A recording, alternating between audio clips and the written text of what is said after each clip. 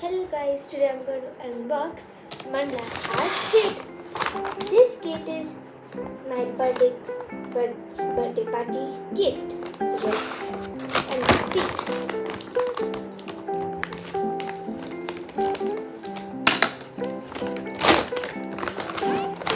Okay, so the first is acrylic colors, and blue and pink are so cute.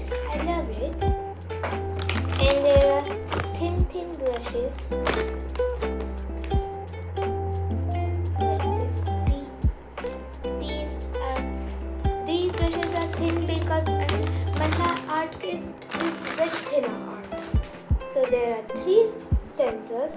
This one is quite easy, and this one is little bit hard, means it's medium, and this is hard because of this petal is very hard to make it because they're so thin dots. So that's all, but we have something more.